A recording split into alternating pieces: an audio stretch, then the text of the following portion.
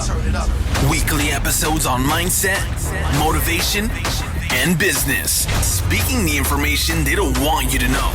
Two men on a mission to motivate millions. One, an ex-prisoner. The other, a former postman. Now, international speakers, world travelers, community leaders, and seven-figure online entrepreneurs. Brace yourselves. This is the Prisoner and the Postman podcast. Straight away, straight in the top of the iTunes charts. We were number 7 in business. We were number 2 in entrepreneurship, and we are just getting warmed up. I mean, today is going to be a good example of the value that we've got to offer, because we want this to be, informal. We want to have a chat, want to have a laugh at the same time. We want to make sure that every single episode is jam-packed with value, and you guys walk away. I don't know if you're sitting down, listen away with tangible steps that you can go out there and apply in your life. And today's episode is going to be a great example of that, and I can't wait. And then hopefully we're going to go to the top, right to the top. We're looking for that number 1 spot. So guys, for anybody who did leave us a review and a rate and a subscribe and all that sort of stuff, we really, really appreciate it. And thank you for coming back. It means obviously we've done something right in the first time. But yeah, watch this space. We're gonna try and blow up the podcast game, and we hope you guys can support us on that journey. And then in years from now, we'll be looking back on this second ever podcast episode, going, there was we were young and hungry as podcast hosts, and now look at us with the number 1 spot on iTunes. Well, we'll see. But let's dive into episode 2. Do you want to share the topic, Liam? Dangerous topic, this one. Dangerous topic. And we said from the very beginning, we're going to be talking about the things they don't want you to know. And there are many things they don't want you to know around the topic of money. Now, for everybody listening to this, just for a minute, take note to how that makes you feel when I say that, money. That word is interesting, isn't it? It has a lot of different connotations to a lot of different people. Some good, some bad, some dangerous, some safe, some exciting, some really, really scary. Money. That big word, money. And we are going to be talking about how to create money out of thin air. And we're going to tell you all of the steps that you need to take. Well, you know what? Actually, we're going to, in all honesty, we're going to be telling you probably about 1% of some of the steps you actually could take to create money. There's so many different ways of making money. There's so many different ways of creating money out of thin air that we're only going to be sharing some of them. Because there's so many mistakes people are making with trying to make money. And that is because they're just looking at it in the whole wrong way. For a start, most people just think the only way to make money is by either working or winning the lottery. I've actually spoken to a lot of people that are like, I just need to fucking win the lottery. It's like that is their only chance. Like, that's their only plan. I want to get rich. How are you going to get rich? I don't know, win the lottery or something. That's about as close as they're going to get. The thing is, people aren't really aware that there are ways of making other money, other ways of making money. They've got these limiting beliefs that, it can't be that easy or it's too good to be true. They look at the online world and they think it's all smoke and mirrors. They see the young lad with his Lamborghini and they see all the, the not so desirable opportunities that float around in the space, and they fixate on it and look at it and go, it can't be possible, because it's easier, isn't it, to look at it and say that's not possible than it is to admit it is. I know you've got a hell of a challenge ahead of you to try and learn some new skills. But so many people want to make money, and they want more money. They don't think about making it, actually. They just want more money. Everyone does. I don't think there's many people that can say they don't. But they're looking at it completely wrong. Most people, their only way of having more money is to save more money. That is just the only sort of route that they feel like they have. However, the better way to do it is increase the amount of money you're earning. Or earning's actually not even the best of words to use, actually. Well, and I'm glad you said that as well, because it's interesting, isn't it? Because even your descriptions there, there's a lot of real key words there. And it makes us realize that the language that people use to describe money and to describe their relationship with money, it makes a big difference. What's that really famous quote from Henry Ford? If you think you can or you think you can't, you're probably right. And this applies to money. If you've got that kind of mindset where you look at opportunities and you think, oh, surely not.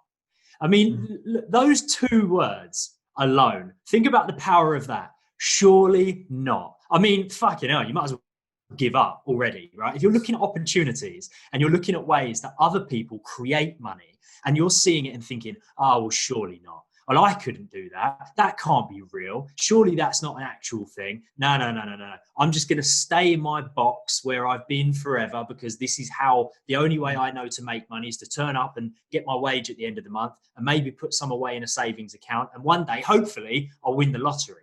Like, we're talking limitations here. There's so many limitations around that, limitations around hope, limitations around the language you use with money, limitations around the way you're thinking about it. So money is it is a complicated topic, really, isn't it? In some respects, but we can simplify it. 100%. And we're going to give you loads today. We're going to give you some of the mindset to do with it. We're going to give you some of the education around it. We're going to give you some ways to go out there and make money. By the end of this, you're going to have a plan of how you can go out there and make money. And the reason I say plan is that is the next step I want you guys to consider. Because who here listening to this, who wants to create more money, actually has a way of doing it, right? There are three main stages of, of finance in general. And one's financial stability. I'm sure there's many stages, but the three main ones we'll talk about now. One is financial stability, where you've got enough to sort of pay your bills, maybe a little bit extra, and you're comfortable, you're secure. The next one is financial independence, when you're actually able to maybe stop working so much. You don't have to put in all the hours of the day just to be able to pay the bills. You're in a position now where you can start to spend a little bit more and have a bit more disposable income for you. And the next one's financial freedom, where you can buy whatever the fuck you want. Basically, you don't have to look at the price tag. You just get the things you want to have. And the reality is, most people want financial freedom, but 99.9% have no plan of how they're going to get there. So first of all, guys, I want you to look at your current situation and ask yourself, is your current plan going to create you financial freedom?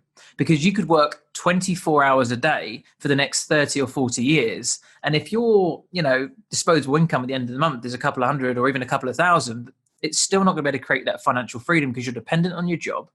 And the money is never in abundance that you can actually create that freedom that you truly desire. So we're going to give you a few different ways today and try and shift your perspective on money so you can start to see it as something that can be created as opposed to something that has to be earned. And use your skills and experience and knowledge to be able to leverage money and use it to your advantage and be able to create it out of thin air. And that is exactly what today is all about, how to create money out of thin air. And it's really interesting, isn't it? Because again, we're on that sort of idea of words. Like, think, for everybody listening to this, think about how much more liberating it feels, the idea of creating money. Instead of earning it, instead of gaining it, instead of getting it, which all feel very like it feels like a lot of hard I need work. money. I need money. It's even worse.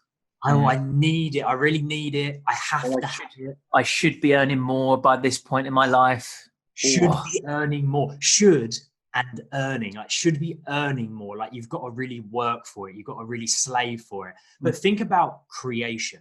There's a lot of liberation in that. There's a lot of freedom in the idea of creating something. Because if you've created something, you have the opportunity to create something of value.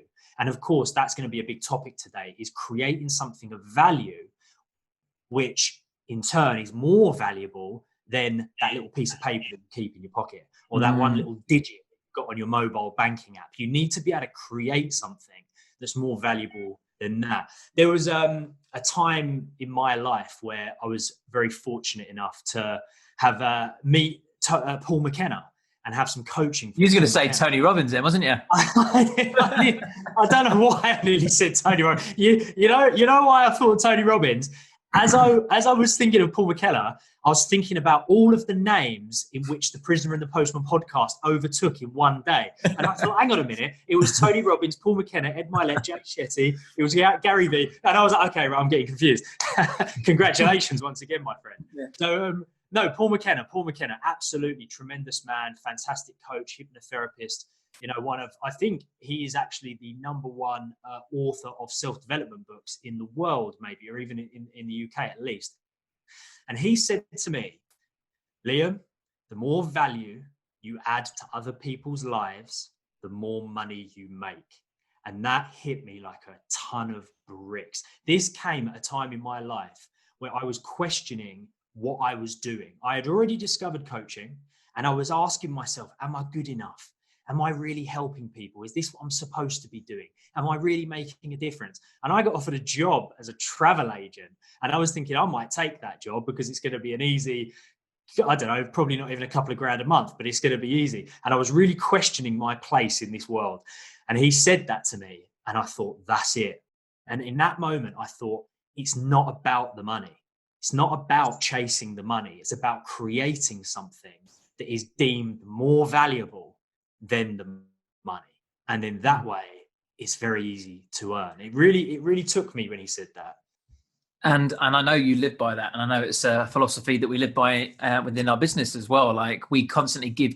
And people are sometimes quite confused by it because they're like, why would you give that away? And we're like, we know what we're doing. It's okay. You know, we're happy to give back because we know it comes back round, you know, because money is energy, isn't it?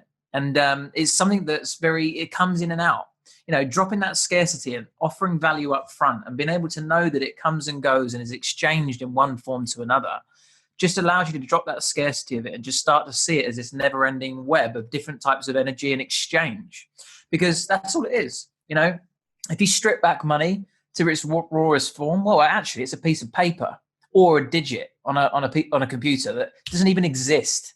You know, it's just transferred from one place to the next, one number to another. And you know, even a piece of paper in the UK, the money on a bill, if you're in America, or a note if you're in the UK, it says, I promise to pay the bearer the sum of. That's what it says on the front. I promise to pay the bearer the sum of £5 English. It's a fucking IOU. Yeah. That's what it is. It's a piece of paper that represents value. It means something. It's a currency. And this is a financial remuneration of value. And you just swap your thing of value for something else of value. And that's how the fucking world works. Back in the day, they used to, like, I don't know, trade chickens and gold and frankincense and myrrh or whatever, right? But then it comes to a point where someone's like, well, I don't really need any chickens. I don't really need any frankincense or myrrh, or, you know, what else you got? They're like, well, I'll tell you what, I'll give you this bit of paper and you can just swap that for something when you want it next time. Okay, cool. And that's how money basically started, guys. So when you look at it, all it is a representation of value. But there are things out there that are far more valuable, way more valuable. And that's something that I want to talk about now. You as a person mean more than money ever will.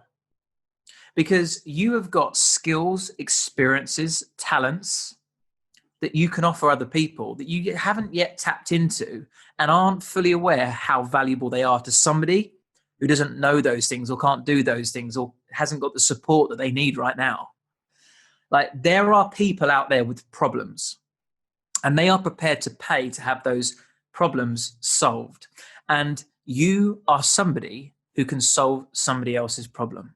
You might think that what you've got is just normal, but so many people that I meet devalue what they know, who they are, what they're good at. You have got a superpower that somebody else couldn't even comprehend.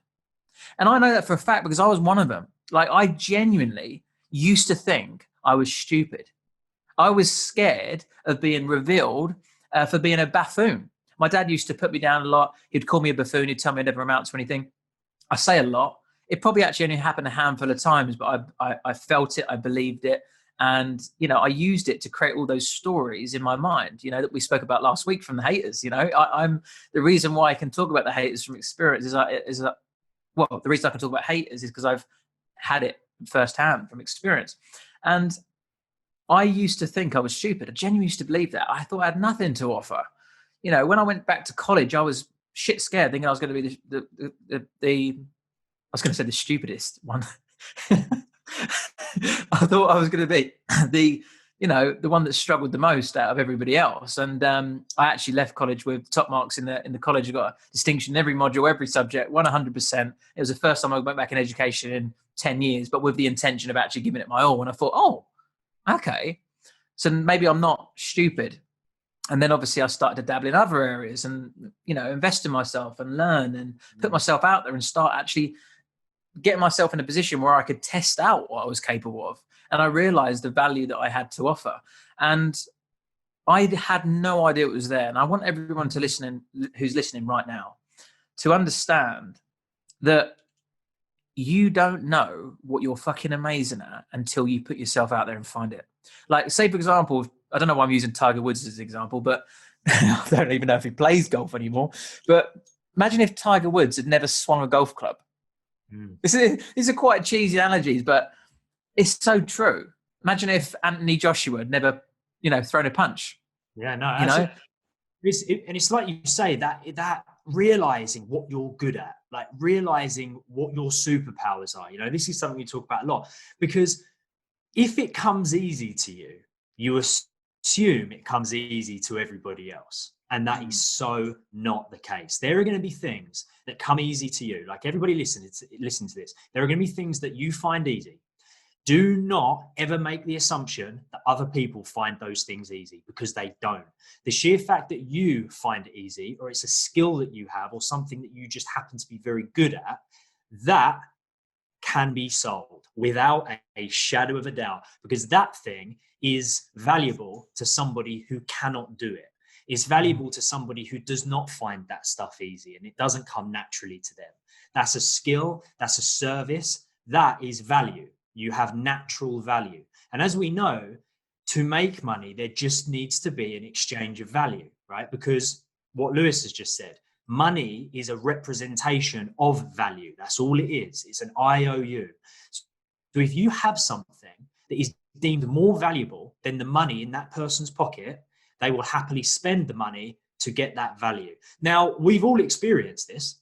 Even at times where we're short on money, we have all experienced seeing something and thinking, I really want that, or I really need it, or that would be very, very useful to me. That would make my life easier. That would make my life happier. If I had that thing, I would be in a much better position than I am now. And in your mind, that's going to mean something different to everybody. But in that moment, in your mind, whatever it is you're looking at, that is deemed more valuable than the money that you have. There are other times where you look at something and you think, fuck it, I'd never pay that amount for that. But because in your mind, it's not deemed valuable enough for you to part with your money. So it is an exchange of value. It's not a mission of just trying to get money off of people. That's not what this whole thing is about. It's about creating something that is so valuable in some people's eyes that they consider it a no-brainer to part with their money, because what you're offering is more valuable than that money. They want it. That's so key. They want it. You're not trying to sell somebody something they don't need. You find people that want what you've got, and you exchange your valuable thing for their valuable thing. Your valuable thing is the thing you're good at, and the valuable thing they've got happens to be money. Now, here's the thing, right? They are always getting the better end of the deal. And you might be thinking, I can't take their money from them. I wouldn't be able to sell something. I don't want to be salesy. I want to give it for free. Blah, blah, blah. If you're thinking that, it's almost like you are taking money and you are not giving anything back, right?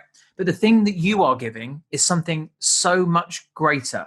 Because say, for example, you're good at something. It's not always down to a natural talent. The likelihood is you've spent a considerable amount of years acquiring that skill. It could be cooking cakes. It could be filling out Excel spreadsheets. It could, who knows what that is. But whatever it is, you will find that if you accumulate all the hours and all the confusion and all the learning and the mistakes that you acquired in order to be able to get good at that skill, then that's taken a huge proportion of your life.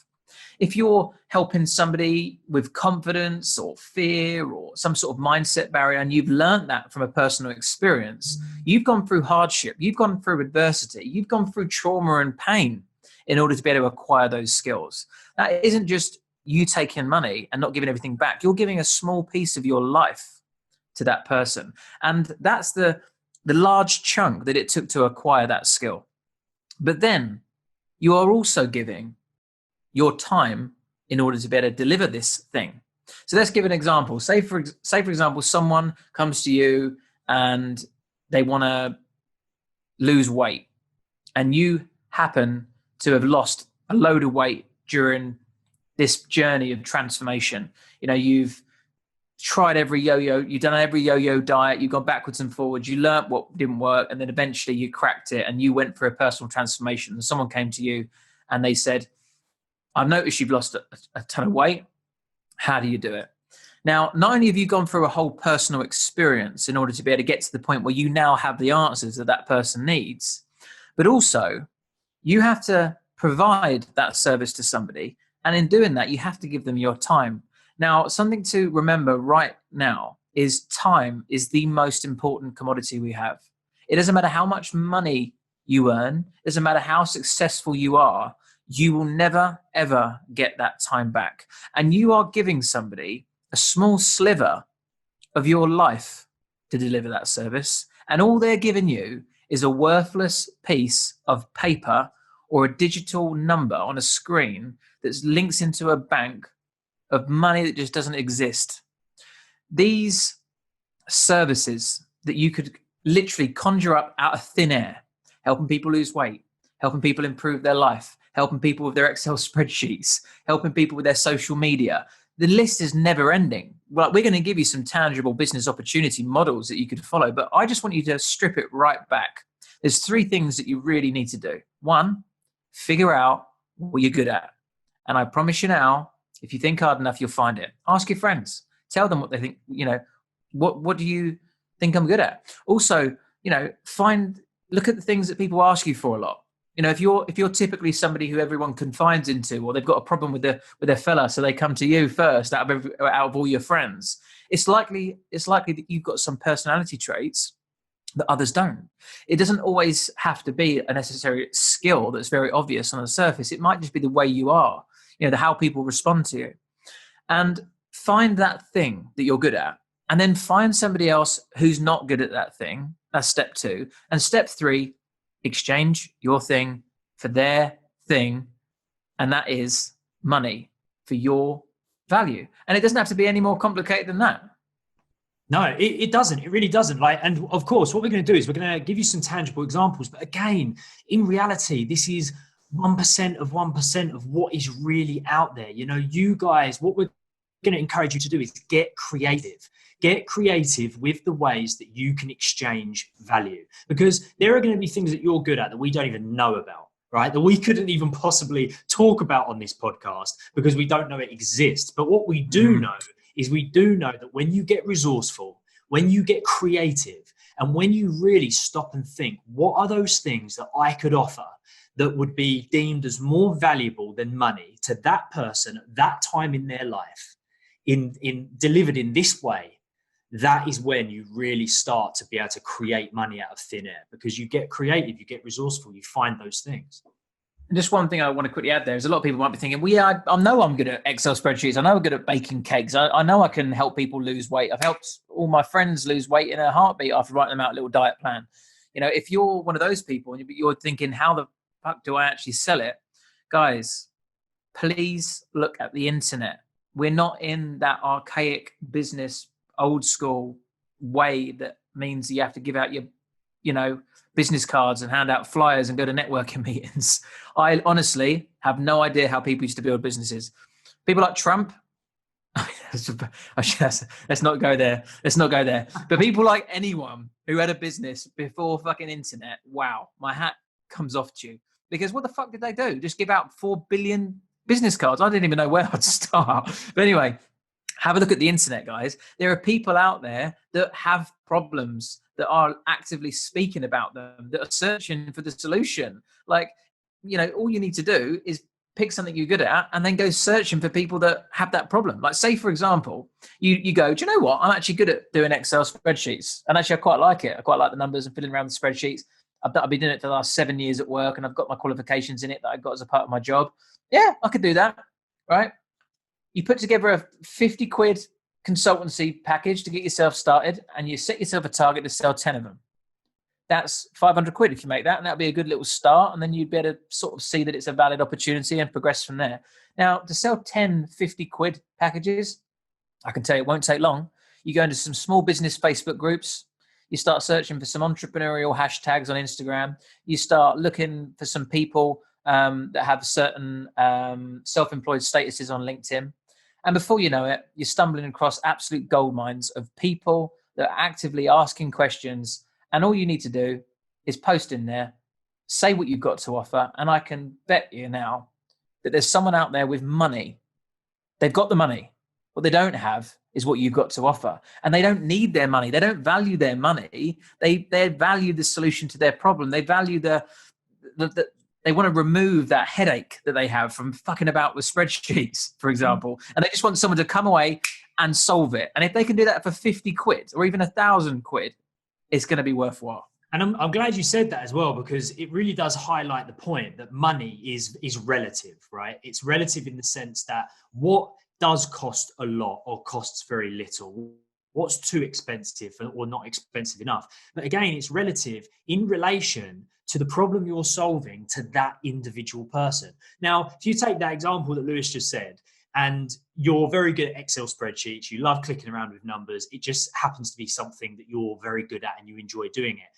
The first problem that a lot of people will be faced with in that instance is they'll think, yeah, but everybody likes that. Yeah, but everybody loves doing that, right? That's a big mistake. Because you like it and you're good at it and you enjoy it, do not ever think that everybody else feels the same. So when you go out there and you start putting that offer together and you start talking to people, you will come across some people that will think that's far too expensive because they don't mind doing spreadsheets, right? They quite enjoy it. It's not a problem for them, in which case they'll look at 50 quid and go, no, thanks. You'll also come across people that fucking hate it. You'll come across people that sweat at the idea of having to open up an Excel spreadsheet, and it is the stuff of nightmares, and they think my business would be so much more successful if I could just get someone to do my spreadsheets. And all those people look at 50 quid like an absolute bargain, and they would pay 10 times the amount.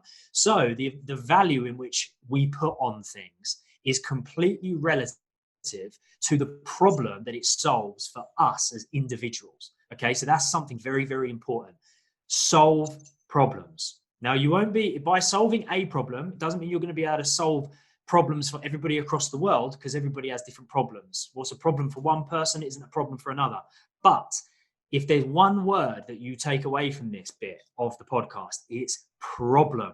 Solve a problem with a service that you can offer. And as long as you're solving a problem, what you offer will always be deemed as valuable. And now we have the internet. You can just search, like you can go into groups, Facebook. I mean, I'll give you this one for free, guys. You can go into Facebook groups. Let's use the Excel example. You don't even need to post in there. You don't even need to wait for someone to have a question in there. What you simply do is you go into a Facebook group and you go to the search bar. Yes, Facebook groups have search bars, and you type in Excel to the search bar. And what that will do is that'll pull up every single post that mentions Excel. And if it's any Excel related question, then you'll bet that those people have a problem with Excel. So yeah, look for problems and just, be the person who actually finds those people that need that help, because the internet is searchable and there's 7 billion people, or maybe even 8 now, that exist within the world. And you only need 0.0000001% of those people have the problem that you can solve, and you're going to make a hell of a lot of money.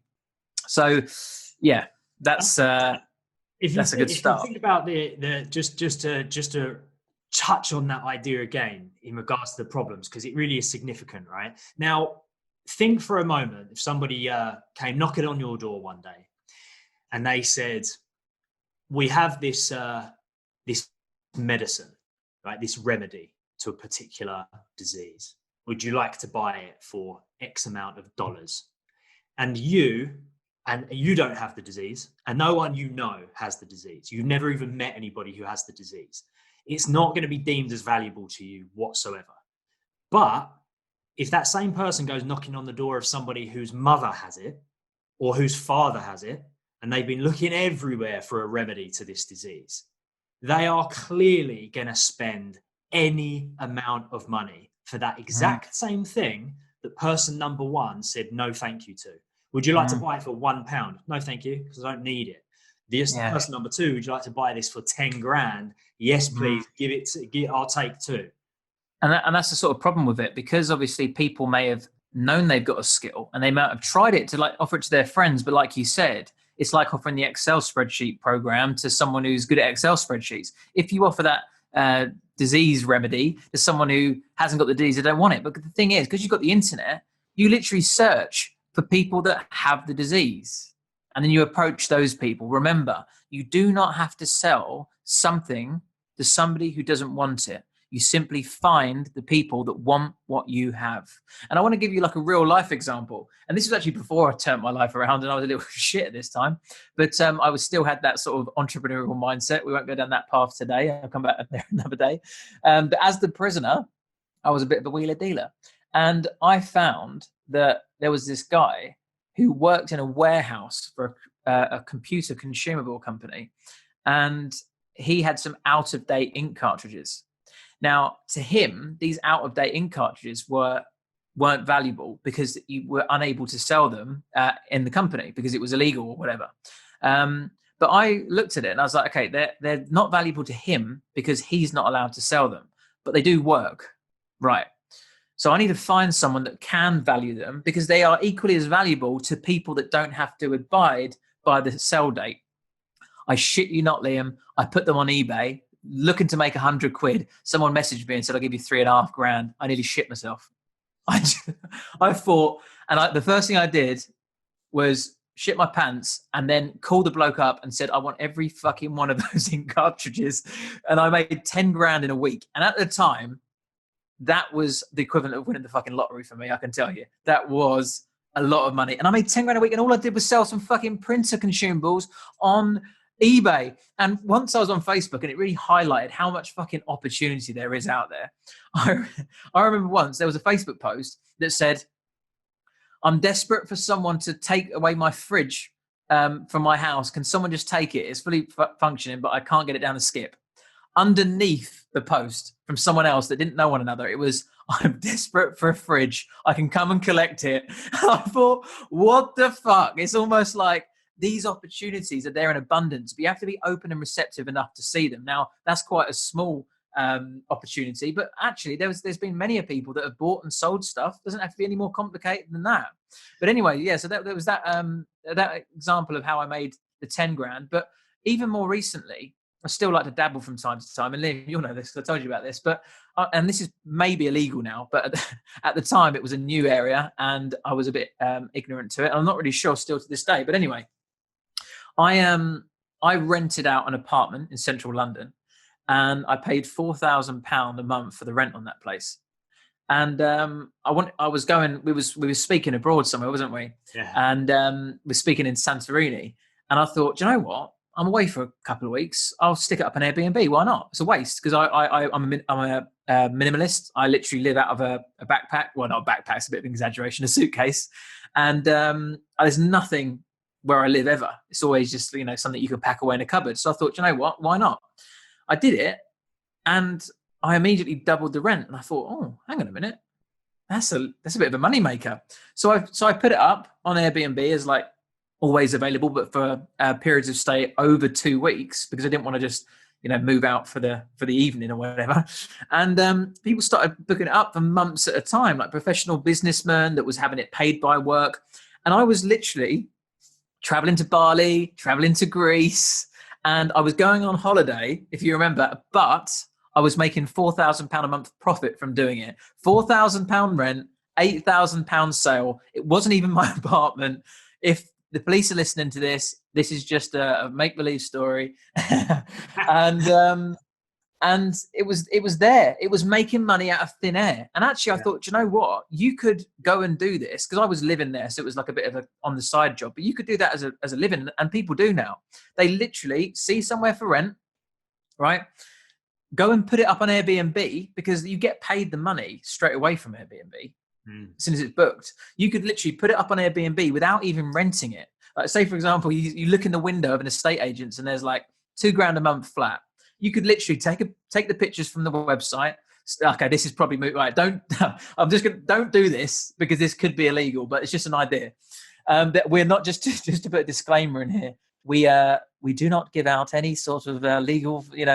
Just don't listen to me. I talk a lot of rubbish, but it's just a suggestion.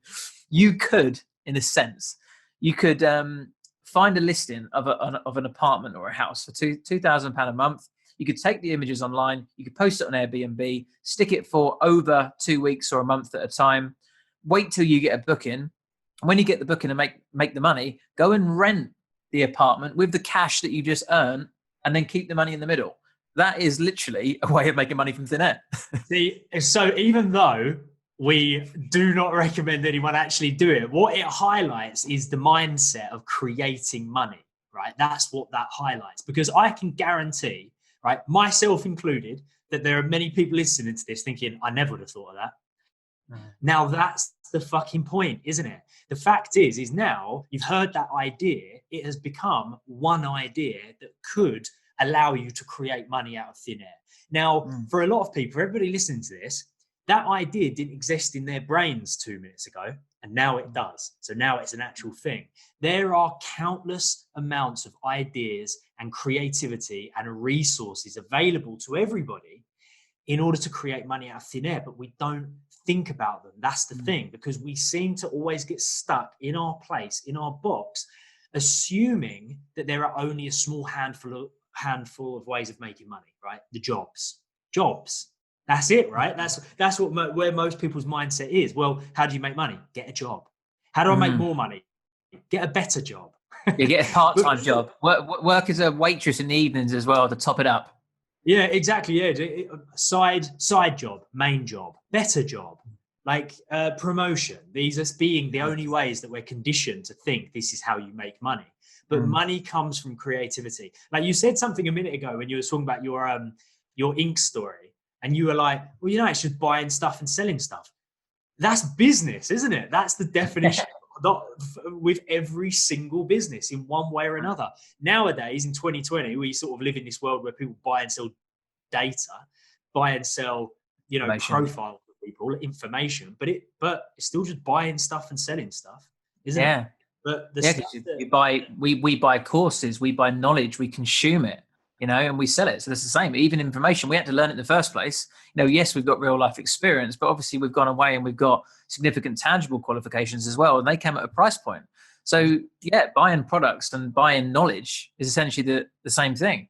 It's crazy. I just something I want to add in, because this is actually really important. And obviously, I don't really know how the podcasting world works yet, because we're brand new to it. Although we was second in entrepreneurship and seventh in business, but anyway, we are newbies. But for people that don't know us, we are the prisoner and the postman. Now, you might be thinking, oh, who are you guys to tell us about making money? You're just talking all this fluff. And a lot of people do, didn't they? I can help you make money, make $5,000 a month in 12 weeks. They don't tell you how. The things that they do don't work. Yeah. We've always said that, didn't we, since wanting to start this podcast, that we weren't going to fuck about like that. We weren't going to be those people that was like, right, no, yeah, you can just go and make $5,000 a week, but we won't give you any detail as to how you actually do it. Yeah. We'll give you all the detail that we've got, like all the things that we know work. And again, we'll always say there's more stuff out there, there's more opportunities, but we'll always give you what has worked for us. Definitely. And look, guys, I always forget exactly how long it is, but 5 years ago, not even that, 4.5 years ago. No, actually, no, this one I came out of rehab and I was in there for probably 4 years ago. Yeah, 4 years ago, I was on benefits. Now, if anyone who's in America, that's welfare. I was on an ESA, which was income support allowance, because I was deemed unfit for work due to coming out of rehab and being ill. That's crazy, really. I was mentally ill as a result of my addiction. And I didn't even apply for that. I was in rehab, and like the people from benefits came around with their forms like, oh, this is what you're entitled to, mate. I'm like, huh? What? I'd never been on benefits in my life. And I started from scratch. I was also was getting housing benefit, because I moved away from my friends and family when I wanted to change my life. And I went to rehab in Portsmouth, and I stayed there, and I had to build a new life from scratch. And I started my business whilst I was on benefits, in college, and working 16 hours a week, because you're allowed to do permitted earnings. So you're allowed to transition you out of benefits into the real world. You're allowed to do up to 16 hours a week. So I was just literally trying to hustle everything together. I was trying to get my support from the government. I was trying to do my permitted hours, and I was trying to further my education at the same time. And I think I was earning £100 a week in total. That's how much I had. And you as a postman, mate, how much was you earning then? So when I was a postman, and this is interesting that you say about 5 years ago, because I would have been a postman then. I was making exactly £187 a week. And so my mindset back then was, how do I make more of this? Well, I do more hours. I just do overtime. I deliver more letters. Right? Yeah. That's what I did. I just ended up like I did a fucking two routes a day. I thought I'm quite a bit younger than everyone else at work. See, I'm quite a bit fitter. I tell you what I'll do. I'll take 2 rounds and I'll do it twice as fast. You worked out. Mate, did you work out the percentages? You were like, right, if it works out roughly about 6 pence a letter. If I give out 20,000 letters, mate, it probably worked out a lot less than that. Like I was like a mule. Like I would carry like 6 or 7. Like you see on the cartoons, the little postman has one little postman bag. It's not like that in real life, mate. They fucking stack those bags on top of you like a donkey. And I had about 4 or 5 bags on me at one time. I had a trolley I had behind me, and I thought I've got to do it fast, otherwise I'm just never ever going to get home. And it's interesting because it's also shows that anybody's mindset can develop and change. Like my mindset around money has completely changed a lot over the last year. But my mindset back then was, I tell you what I used to believe. This is a belief that I used to hold very, very strongly.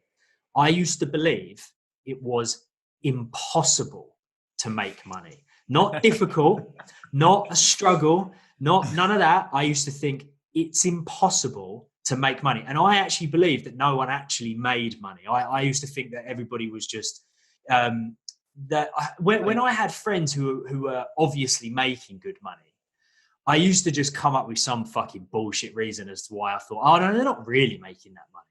Do you know what I mean? They're not really making it. What a horrible mindset to have around that topic. How limiting, you know? That's what I had. And so there's a postman over there with a limiting belief that it's impossible to make money. And there's a prisoner over here that was on benefits. I mean, admittedly, I'd made a couple of quid from time to time and I knew it was possible, but still I had none and I lost everything, you know, from the destructive life that I lived. And we started from scratch, guys. And, you know, we have, I don't mean to brag, but I want to share hope and inspire people. Liam and I in our business have had 6-figure months. We've had months where we've earned £100,000. And that, I mean, if I'd have told that postman 4 years ago when he said it's impossible to make money, I said, you'll have a business in the future. Only in a couple of years' time, you'd be making $100,000 a month. You'd have punched him in the mouth for being a crazy person, wouldn't you? I go, fuck off, mate. I got too many packages to deliver today for this shit. Leave me alone. I better crack on. I've got to do 2 rounds today, otherwise I'm not going to be able to pay my rent. And do you know what? Everything we share with you, we speak from experience. And when Liam says the more value you add, the more money you'll earn, and that's something that really rung true for him. It's 100% what we do. We've just gone out there and delivered value. Now, our particular thing of value that we offer is transformations. We help people with their mindset because we went through a mindset development for ourselves. You know, I transitioned from a convict to a coach. Liam transitioned from I always want to say from a postman to a prisoner. No, he transitioned and turned his life around and developed his mindset and got through some of the most difficult things that life could ever hand a person. And in doing that, created a roadmap in our minds of what helps other people. And we just started offering that. Like I've just started offering to help people. And then a few people offered me for a couple of sessions before. And I was like, shit. I'm a coach. I didn't even know what a coach was. I had to Google it and it came up. And I was like, oh, right. That makes that probably something like that. And from there, it's just been a case of helping more people and adding more value and getting smarter over the way that we deliver that value. You know, right now, podcasts, we're just distributing value. And the more value we earn, the more value we offer, the more money we'll create. And we know that to be true, actually, because we only launched the podcast not even a week ago as of recording this. We've already had sales in the business, haven't we? People are like, oh my God, I fucking love the podcast. I want to do your course. Yeah. And it's like, all we did was offer value on a podcast and it came back round. Exactly. That's it. So what I think we should do, let's talk about some of the ways that people can add value, right? And these, again, like we said before, these are just a very small handful of ways that we know that you're able to add value and therefore create money in a way that's not your traditional way of creating money, not just going out and getting a job.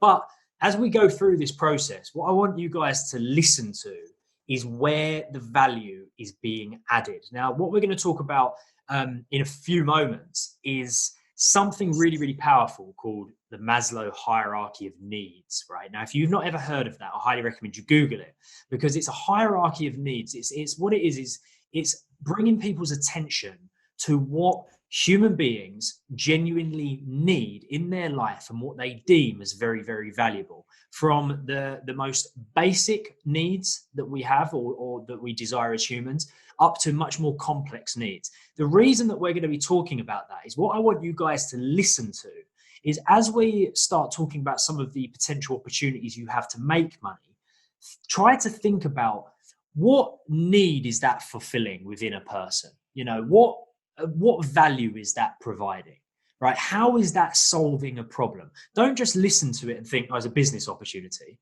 Don't listen to it and think, oh, it's just a way of making money. It's never just a way of making money. That's the key.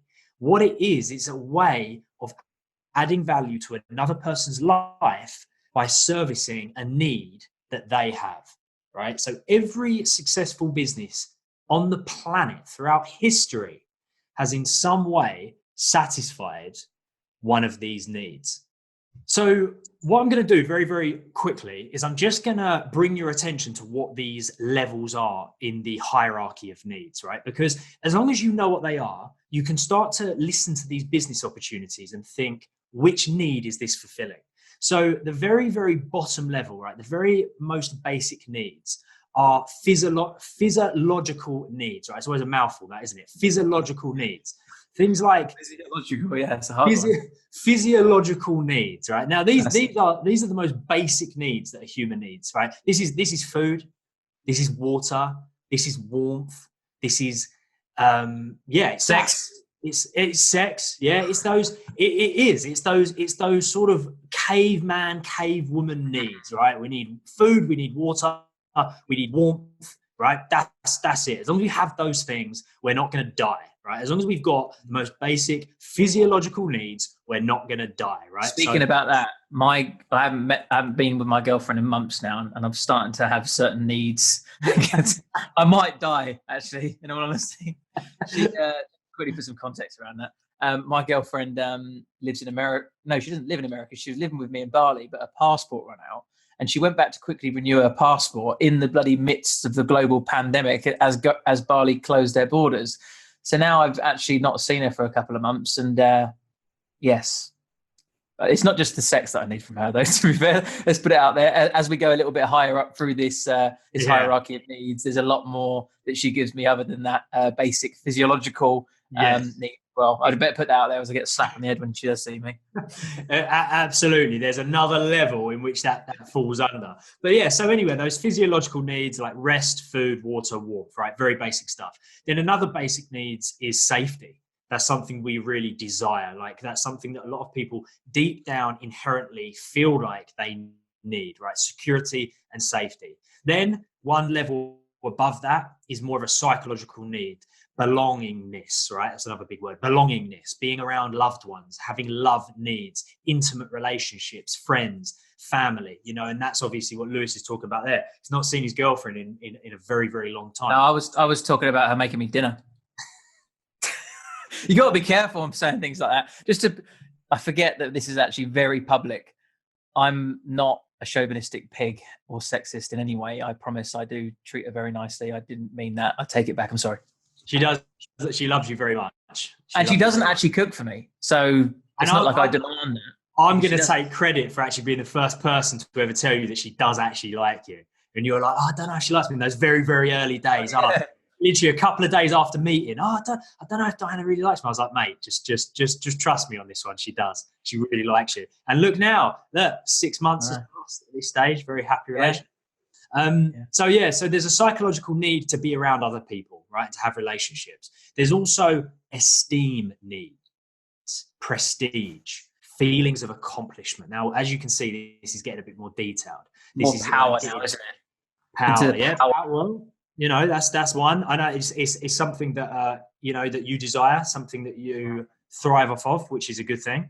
It drives us forward. It drives us business forward. It is an esteem need, right? Mm-hmm. And then right at the top of the pyramid, there's self-actualization, achieving one's full potential, right? Mm.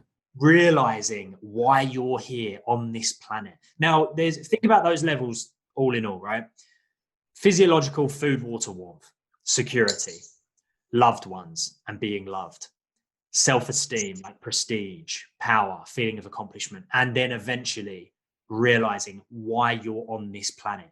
Every successful business throughout the history of mankind satisfies one of those needs. Mm. That is why people are willing to part with their hard-earned cash to satisfy one of those needs.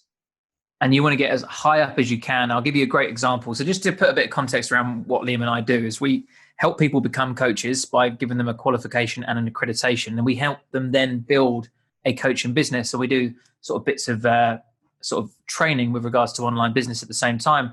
And we do more life coaching, mindset coaching, transformational coaching. That's the sort of specific niche that we fall into. We help people create transformations. And every now and again, I'll have a sort of a personal trainer that's also in the sort of health coaching space come to me. And they'll say, I'm not making any money. I can't get any clients. And I'll say, right, let me have a look at what you're doing. And I say, the reason why is because you are focusing on the surface and you're helping people push iron and fucking do ab crunches. Everybody knows how to do that. And what I say to them is I say, focus on the transformation and focus on the things that you're going to help people achieve as a result of doing that exercise. Because nobody really wants to do exercise. They want the thing that they get from exercise. They want to feel good about themselves. They want to feel confident. They want to feel worthy. They want other people to love them and accept them. And this is why it shifts up through this hierarchy.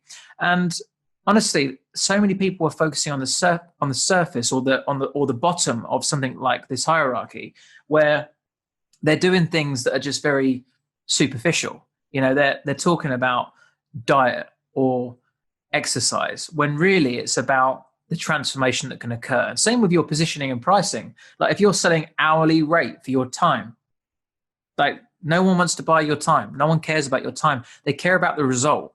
And they don't want to be dependent on paying for that time over and over again. But if you can promise somebody a transformation in their life where you can show them how to change the way that they see fitness and nutrition, for example. I mean, we're nothing to do with fitness coaches or anything like that, by the way, guys, just to put that caveat in. It's just an example. But rather than showing people how to exercise, you could create a transformation in someone's life in which they feel compelled to exercise. They know what their values are. They know why this is going to help benefit their life. They've removed all the limitations that may be holding them back, all the fear, all the self-doubt, all the insecurity, all the things stopping them from going there and losing weight and getting in the gym and such like. If you can focus on allowing someone to achieve their full potential, which is right up in that self-actualization, I mean, they're all big words, aren't they? Self-actualization, then you'll find you will be straight away in a whole different league than other personal trainers. Now, this is a complete example, but it goes for everything. It's the same sort of analogy of rather than giving a man a fish, teach him how to fish and he'll eat for a lifetime. It's kind of like that. You can give somebody a fish, yeah, and that's great. But then after that, he's got no fish again. Or you can help someone learn to fish and they can have as many fish as they need. And it's the same with pretty much everything. One is far more valuable because it's a much more inner transformation that's occurred. It hasn't been handed to them on a plate. It's not just scratching the surface. It's something you've learned. It's a development of character or, some sort of inner shift that enables you to get a better result. And if you can focus in on that stuff, then without a doubt, you'll find it a hell of a lot easier to make money, find it a hell of a lot easier to get clients, hell of a lot easier to communicate the value you've got to offer. It's like, hey man, I can show you the bench press. Or, hey man, I can remove the thing that stops you from getting in the gym for years. I can build confidence in you so that you feel like you're able to walk through those doors with confidence. I can enhance and highlight the vision as to why you want to lose weight so that you feel compelled to jump out of bed each morning. And again, for everybody listening to this, just allow that to create a mindset shift within yourself, because so many people start off in that place where they're limited and they think, well, I can't make money. I don't know how. I don't want to be salesy. All that kind of limitation, all of that language. But just thinking for a moment that actually making money is nothing to do with that, but it's allowing people to reach those higher levels of the hierarchy, to find self-actualization, achieve the things that they actually want to achieve. I mean, that could be as simple as being a personal trainer, like you were saying. Instead of saying, buy my personal training sessions and I'll show you how to bench press. Or instead, buy my personal training sessions and I will fulfill your true potential. That potential that you always knew you had, that you could reach, I will genuinely show you how to get there. It's just the same thing is being sold. But of course, what you're doing is you're allowing the person to realize that what you're offering is actually a lot more valuable. So what I think would be good to do, how about we talk about just some of the ways that people can start to create money out of thin air? Yeah, because there's loads of ways you can make money, but some of them require a lot of learning. Some of them require some sort of levels of complexity, but there are also some really, really simple ones to make money out of thin air. Every strategy we're going to share with you now, and we'll just list them off our top of our mind because there's loads of them in the online world. You can make money from today. Like today. There is no reason why you can't make money today. Just for example, like the Excel spreadsheet, you go out and message 100 people and offer them an Excel spreadsheet online class for an hour for 50 quid. I promise you now you get a couple of people that say yes. And then there's a few hundred quid that you're like, wow, this is doable. So one of the things that you can do is sell what you already know, sell your experiences or your knowledge or your skills.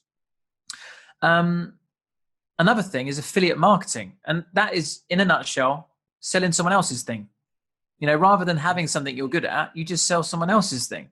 There are products out there that are highly valuable, highly desirable, in demand, and you don't have to go out and create your own product, your own service, and maybe you've got a little bit of doubt around what you could offer right now. So instead, find somebody whose product you believe in, that you resonate within, that you feel like you could communicate effectively, or something you've actually had a personal experience with. It happens in day-to-day life. Like if you've used Uber, you go to the bottom, invite your friends, and it'll offer you a tenner to get invited to your friends list. And you might do that. You might, your friend might be sitting there and like, I'm going to get an Uber. I'm going to have to set up an account. Oh, wait. Let me send you my invite link and we'll get a tenner each. Oh, fuck it. Yeah, why not? If you've used it personally and you can recommend it because it's something that you believe in, then why not be an advocate for it? Because there might be something you're having a great experience with and you genuinely do actually want to share that with other people because you know it to be good. And why not profit from that? You'll actually find that you've recommended a shit ton of things. I mean, when was the last, how many times are you saying things like, oh, I've read this great book, you should buy it. Or I've watched this great film. They've still got to go out and buy that film somewhere or, buy the book somewhere. Just little things like that. Oh, I had a lovely steak down the road at Casamigos. You need to get yourself down there. But you're not making money from it. Even as little as the book. You can make money as an Amazon affiliate just by creating an account and sending a link. There are ways of becoming affiliates for pretty much anything now, because obviously a business is it makes sense to have an affiliate model as a part of their strategy because it's bringing customers to them for nothing or a small percentage. It's another very good way of thinking about it. Again, I want to bring your attention to the mindset shift, because a lot of people who may have come across something like affiliate marketing may have gone down that classic route of just Googling it, right? Affiliate marketing. What could I sell and make a passive income? But again, it's not about that. Start off by approaching this thing with the mindset of, what do I love? What do I love? What have I absorbed? What have I bought that I could talk about all day long that has had a dramatic positive effect on my life? Something I'm passionate about, something I actually use, something I like talking about, and then finding out whether or not you can make money as an affiliate for that thing. Because like we were saying there a minute ago, you'll be very surprised. The majority of companies would offer the incentive of referrals, right? Because it just makes sense to do that. We want more people to be talking about a product with passion because they've experienced it and it's something they've got really good results with. So start off with that kind of mindset, right? What have I experienced? What could I potentially become an affiliate for? That's just one way. Something that me and Lewis have done, we've created something. We've created a course based on our knowledge, based on our experience, based on our expertise, based on our own superpowers. You know, everybody, or maybe not everybody, but a lot of people listening to this will know that we are the owners and the founders of the Coaching Masters. And that's what we do at the Coaching Masters. You know, we have created online courses that qualify people as coaches. And for anyone who's thinking, what do you mean course? Like, how would I create that? Like, guys, it really isn't complicated. So many people put everything like this on a pedestal. Affiliate marketing. Oh, that sounds scary. All it is getting a link for someone else's product and giving it to people. And if they sign up, you get paid. Creating a course, it's a video. That's it. You don't have to have the 6-figure membership site that we've got. You know, you can have a Vimeo link or a YouTube link. If it's genuinely valuable, it doesn't matter how it's packaged up.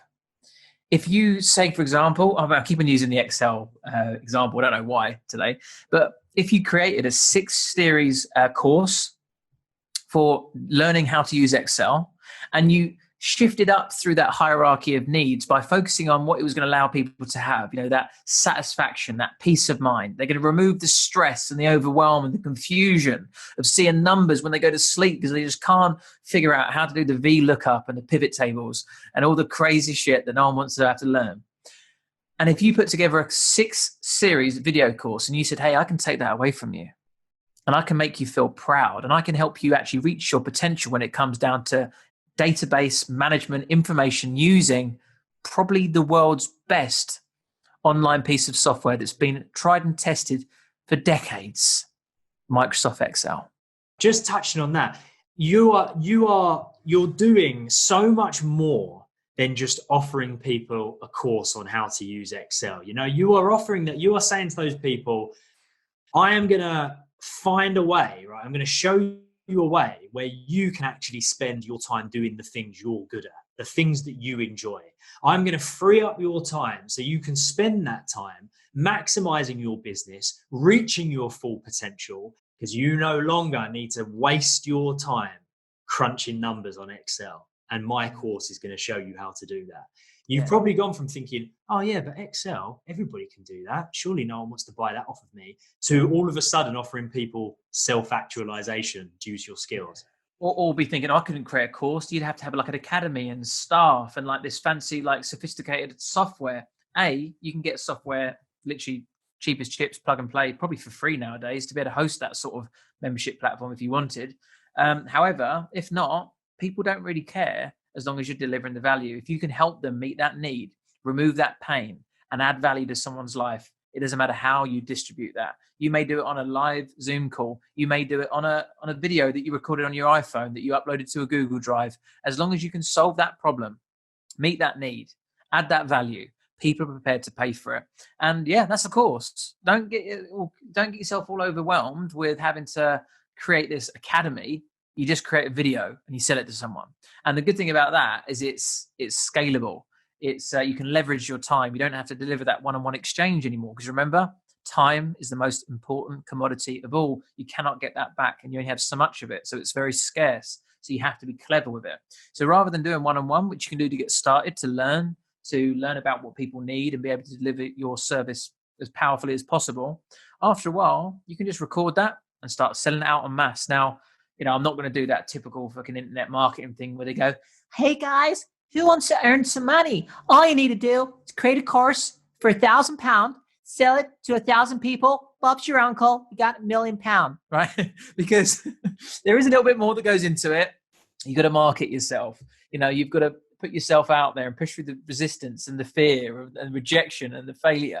You know, you've obviously it's hard to get 1,000 customers, but if you're talking about a low-level product and a handful of people, you can sell that en masse. You know, not mass, but like a number of people. Say, for example, you sell it for 50 quid. There's no reason why it has to be any difference in price than your 1 hour session. You sell a 50 quid course. You can sell that to 100 people over the course of a couple of months of building relationships with people, and you can make a considerable amount of money, and that's day one. And then you can learn and develop and grow from that. So look, we're not selling you that overnight success formula, and we're not saying that you can just go and earn some passive income and it's going to be easy. But what we are saying is making money and getting started is possible, and it is progressive. You can earn some money, but then you face different challenges. then you have to learn those and get through those, and then you can make more money. And there is a journey ahead of everyone that wants to take this path, and it can sometimes be tough, but it is possible. And just going back to that belief that sort of Liam had before, making money is impossible. That, without doubt, is not true. But neither is, making $1 million overnight. So let's find some balance in the middle and make it realistic and obtainable for people, right? Yeah, no, absolutely, mate. Of course, it has to be. And it's interesting that you say that as well, because it's all relative. Again, it's all relative. This is what we need to always be remembering, is that, one thing that you always say, Lewis, money ain't a thing, right? Money ain't a thing. It's not a real thing. Everybody puts it on a pedestal. Everybody's scared of it. Everybody's really sort of like, it seems to be a topic of conversation that can either get people excited or get them nervous, and language around money, money being dirty, being the root of all evil, like this, all of this stuff that's ingrained within us for some reason, get us to shy away from it. It's just relative value. That's all it is. It's just relative value that's deemed. Because like you said there, like the idea of like making £1 million overnight, you could go all the way to the other end of the spectrum where you've got, the richest man in the world, Jeff Bezos. Whereas if he made £1 million overnight, he'd probably be very upset. For him, that would be a really fucking bad day, right? And then, of course, there's the people that if they made £100 overnight, they would be ecstatic because they have made no money for the last 3 weeks, and they've started a small business. They've made their first £100. So we've got to realize that this whole thing is a spectrum, right? The whole thing is a spectrum. It's all relative. You've just got to understand that it's not about the money. It's about the exchange of value. Like, think about one of the things that we're doing right now, right? Like podcasting, right? It's another thing. One thing that somebody brought to our attention recently is that because the rate of which podcasts are being listened to nowadays, the percentage of people that are listening to podcasts is going up and up and up and up and up. And all of a sudden, companies and businesses and organizations, they pay a lot of money for advertisement space, right, within podcasts. It's something that's been said to us recently. But again, what it does is it brings people's attention to another way of potentially making money that they didn't know about before. Okay, what I could do is I could basically just buy a fucking standard microphone. I could record a podcast. And what I'll do is I'll make sure I talk about something I'm very, very passionate about that I know people will find very valuable. And then maybe one day it's something that I could monetize. It's just another option. It's another form of creativity. Another thing, freelance writing, right? This is something we've been talking about a lot recently. A skill that people have, like of copywriting, of writing creatively, writing with passion, writing with suspense. There's probably loads of people listening to this that think, I love writing. God, I couldn't imagine ever making money from it, but I love doing it. Because there's this idea of, in order to make money from something like that, I need to have a book and it needs to be a successful book. But again, like we keep saying, we live in the realm of the internet. There are so many different businesses and individuals and entrepreneurs that need the skills of good writers.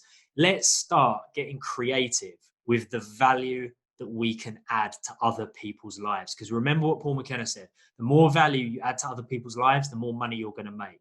So let's always be on that journey of adding value. One other thing I think is really interesting, right? Some of the most successful companies in the world are middlemen. Airbnb doesn't own any property. Uber doesn't own any taxis. Skyscanner doesn't own any airplanes. It's incredible, isn't it? You can be a very successful middleman. You can connect people with, there's a customer over here, and this is a problem that they have. This is a service over here that solves that problem. I'm going to connect the two and take a cut. Well, yeah, because you know what's crazy, and this will really fuck your mind up a little bit.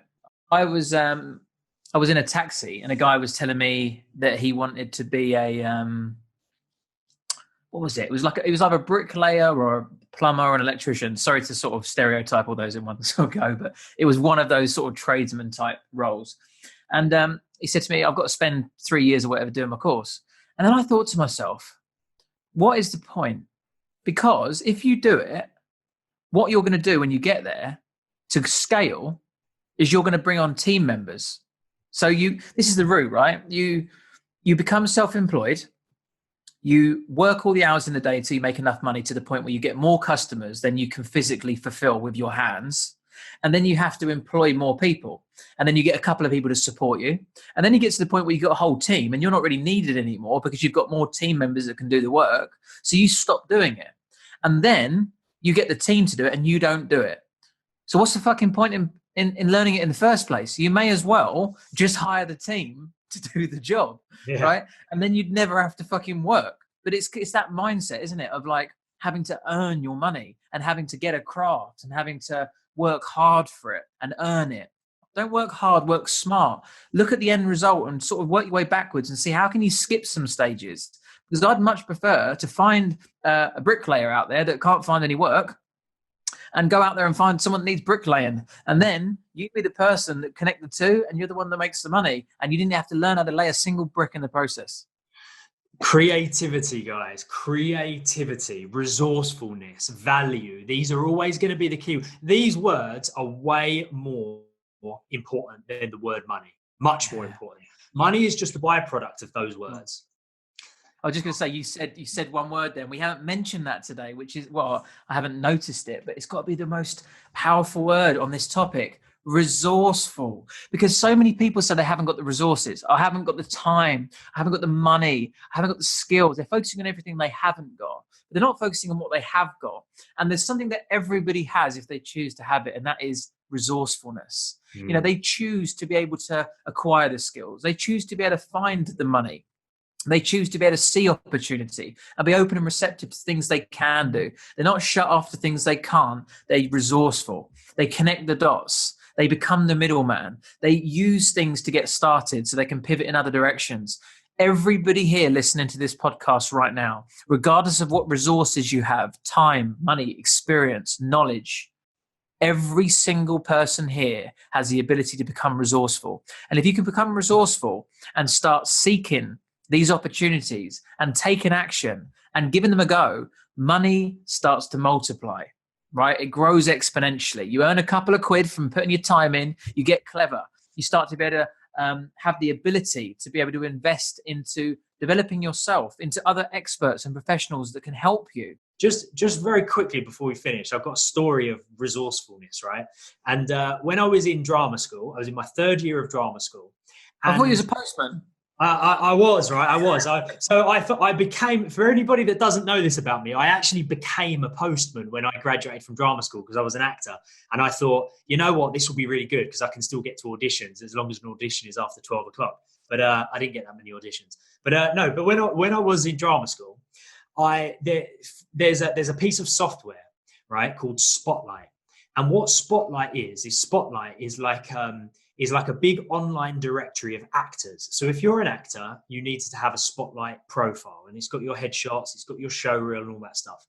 If you're a casting director, you also need a Spotlight account, because what you do as soon as you get a new job and you're like, right, I've got to hire 3 new actors for this new TV series, right? I need 2 men and a woman. These are their descriptions. These are the characters. I need to find... Sorry, just laugh at it. 2 men and a woman. I'm just going to run with it. I need 2 men and a woman. Sometimes the flow gets the better of me. Right, I need 2 men and a woman. Right, these are the character descriptions. This is the TV series. I need to find actors. I need to find 3 actors that fulfill that role, right? What they do is they create the character descriptions. They put it out on Spotlight. And so what happens then is agents, right? This is the fucking key, right? Agents, so they can read the description of the character and think, right, I've got an actor who fits that description. So I'm going to put the 2 in contact with each other and try to get them on an audition. So at the time when I was an actor, I thought I would really like to see these casting breakdowns, because if I can see them, then I can apply for them directly myself. So I actually created an actors agency, right? I actually created an actors agency from scratch, and I hired all of my mates from drama school who didn't get an agent from graduating. And initially I only did it so I could see the casting breakdowns, so I could put myself forward. But then I thought, hang on a minute, all of these characters that I don't fit the description for, I've got a bunch of actors on my books now who do. So I started putting them forward for auditions. And some of them were going to auditions, getting the job, and I was making 20%.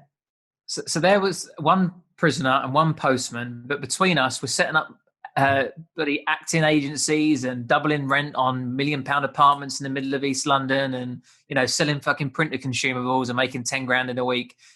These things happen, and that's just on the spur of the moment, as seizing opportunity, being that opportunist, and being resourceful, being open and receptive to ways of making money, not holding that scarcity that it's not possible, and just looking for ways to create money out of thin air. And anybody here can do it. And we've given you a couple of ways. We spoke about affiliate marketing, doing an online course, solving problems, helping people, podcasting, freelance writing, even Airbnb, or being the middleman, connecting people. There are tons of ways. And that's not to mention some of the obvious ones we could say, like, Amazon and network marketing and opportunities that are available as well. It's a never-ending abundance of opportunity. That's a very key word in this. There's opportunity everywhere as long as you're willing to see it. There'll be someone that was scrolling down their Facebook profile that wouldn't have seen those two fridges next to one another. One person wanting to pick one up and one person wanting to buy one. They would have just scrolled past like, fucking hell, all Janet does is post about her fucking fridge. And whereas someone else is looking at it like, I might sell Janet's fridge. So it's up to you how you see it, because one is going to, if you're sitting there being bitter and twisted about how much money you haven't got or should be earning or need or want, but you're not looking at how you can create more or how you can add more value or how you can solve a problem, that simple shift in mindset is going to enable you to start taking some of these opportunities, and taking the opportunities that will make you some money. And once you make some money, it builds momentum, and that money will make you more money. And from there on in, you'll be in a better place. One more thing, one way of making money that we forgot, the best way, in our opinion, of course, is to become a coach. We can leave that one out, for God's sake. We are the coaching masters. That is our business. And we have created this freedom in our life, and it comes from coaching, simply online, behind your laptop, doing coaching via video sessions. We're one of the people that have actually financially benefited from COVID-19, which is why we was listed by Yahoo Finance as being the top 10 business coaches helping people during this recession, because everything that we offer is online, and we help people become coaches.